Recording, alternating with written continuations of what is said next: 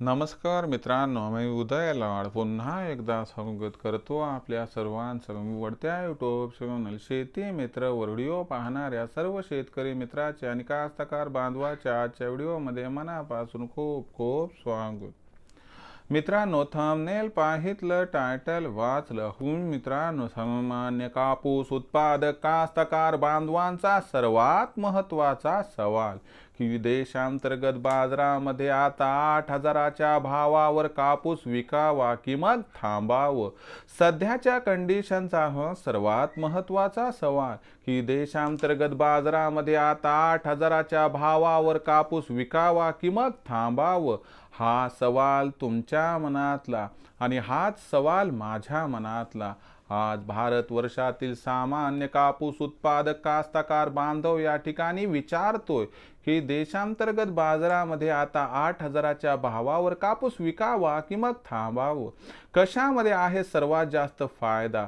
या प्रश्नाचं अचूक उत्तर जाणून घेण्यासाठी सर्वांनी व्हिडिओ आता सुरुवातीपासून शेवटपर्यंत पाहावा.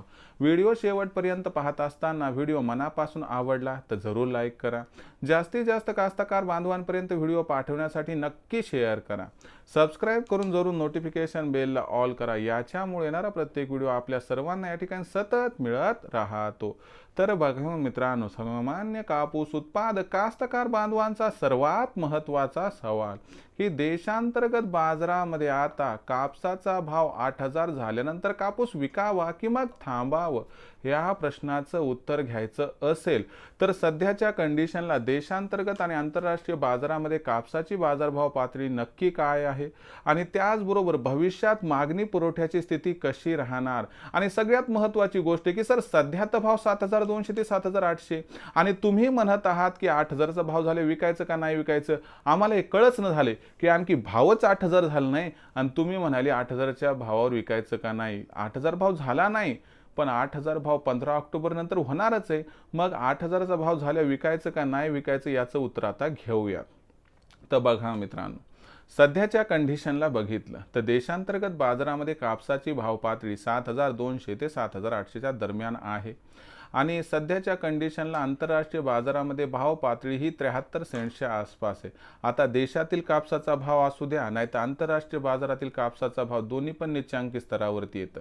मग अशा परिस्थितीमध्ये आपण जर बघितलं की सध्या देशात भाव 7,200 ते 7,800 दरम्यान आहे. 15 ऑक्टोबर नंतर काय होणार आहे तर 15 ऑक्टोबर नंतर मोदी सरकार या ठिकाणी हमी भावावरती खरेदी सुरू करणार आहे सोयाबीनची.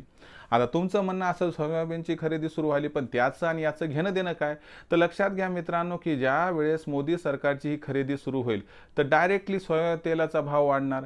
कारण लक्षात घ्या मित्रांनो की मोदी सरकारने हमी भावावरती खरेदी सुरू केली की आपोआप या ठिकाणी बाजार टाईट होतील आणि सोयाबीनचा बाजारभाव वाढणार आणि या ठिकाणी बाजारभाव वाढायला लागला की सोया तेलाचा भाव वाढणार आणि सोयाबीन, सोया तेल, सोयाबीन या तिन्हीचे भाव वाढायला सुरू झाले की लक्षात घ्या की कापसामधून काय निघतंय तर कापसामधून या ठिकाणी प्रोसेस केली तर रुई निघते आणि बीज निघते. या बीजातून काय निघते सरकी तेल, सरकी पेंड, बरोबर आहे. आता मला सांगा सोया तेलाचे भाव वाढले कशामुळे किंवा हमी भावावरती सरकारने खरेदी केली तर आपोआप कापसाच्या तेलाचे भाव वाढणार. याला कॉटन ऑइल म्हणतो आपण आणि कॉटन ऑइलचे भाव वाढले तर मला सांगा सरकी पेंडीचे भाव वाढणार. सरकी पेंडीचे भाव वाढले तर आपोआप कापसाचे भाव वाढणार. म्हणून 15 ऑक्टोबर नंतर बाजारभाव जो कापसाचा तो 100% 8,000 पार जाणार. आता प्रश्न पडतो की 8,000चा भाव मिळत असेल 15 ऑक्टोबर नंतर कापूस विकायचा अथवा नाही. लक्षात घ्या, माझा तुम्हाला या ठिकाणी सल्ला नाही तर या ठिकाणी तुम्हाला मी माहिती देतोय की 15 ऑक्टोबर नंतर भाव या ठिकाणी 8,000 पार गेला तर इथं काय करायचं मित्रांनो की आपण जेवढा कापूस आहे आपल्याकडे तेवढा विकून टाकायचा.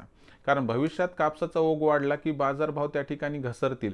मग 8,000ला कापूस आपण आहे तेवढा विकून टाकला समजा तर उर्वरित जो कापूस आहे तो कापूस जेव्हा बाजारात येईल मित्रांनो त्यावेळेस बाजारभाव जर समजा 8,000हून 8,500 गेला म्हणजे असं धरा की 8,000 तुम्ही 50% कापूस विक्री केला आणि पुन्हा भाव 8,500 झाला. तुम्हाला काय वाटेल, बरं झालं माझा 50% बाकी होता, माझा फायदा झाला.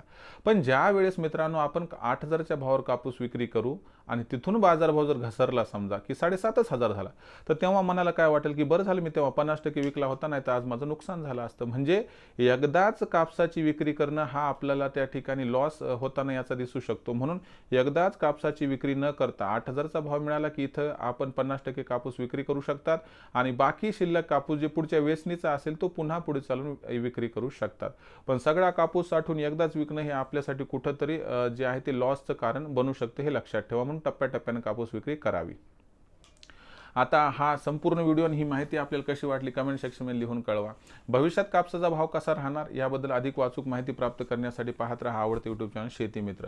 व्हिडिओ आवडला असेल लाईक करा, कास्तकार बांधवापर्यंत पाठवण्यासाठी शेअर करा, सबस्क्राईब करून जरूर नोटिफिकेशन बेलला ऑल करा। याच्यामुळे येणारा प्रत्येक व्हिडिओ आपल्या सर्वांना सतत मिळत राहतो। तर मित्रांनो, अशाच एका नवीन व्हिडिओसह मी आपला मित्र उदय लाड आपल्या सर्वांच्या आवडते यूट्यूब चॅनल शेती मित्र मिळत राहील। तोपर्यंत माझ्या प्रत्येक शेतकरी मित्राच्या आणि कास्तकार बांधवाच्या आजच्या व्हिडिओमध्ये मनापासून खूप खूप आभार।